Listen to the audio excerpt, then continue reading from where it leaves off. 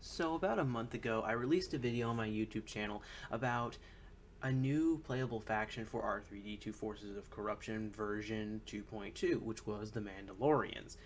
And this was generally well received, Construction complete. Construction complete. I didn't get a ton of feedback on the video. I asked you guys to vote in the comments about what faction you wanted me to add next, between either the Corporate Sector Authority or the Confederacy of Independent Systems Remnant. However, no one really responded except, well, a few people did. Someone did, but there just weren't very many votes. And by that time, I actually had already started working on the next playable faction, which is the CIS Remnant.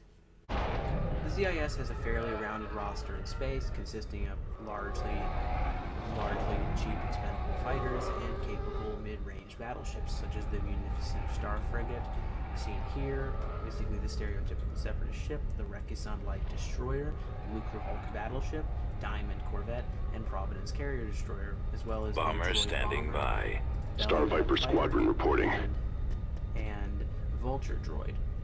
Now, these ships are relatively powerful for their size, making the CIS Remnant a very powerful faction in space, such as having large fighter complements and large capable battleships. This does, however, come with a drawback. The CIS is incredibly weak on the ground, but it's not comparable to what another faction would be.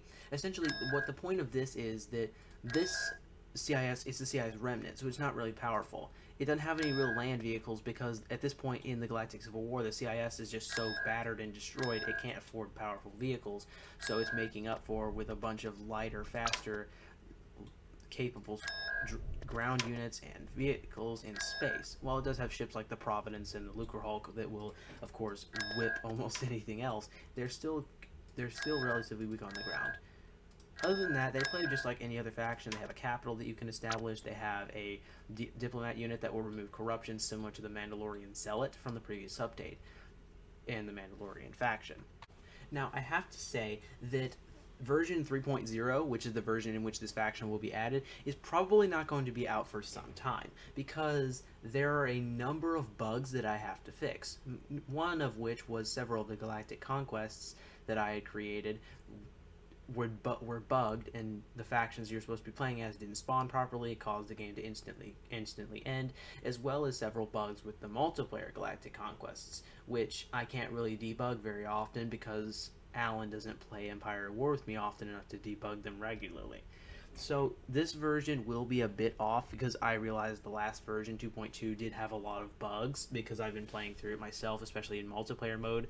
It's still playable, but I really want to make it better because I really appreciate you guys playing these mods, and I'm glad you guys appreciate my work, but I also want to make it even better. So it will be some time before this version is playable.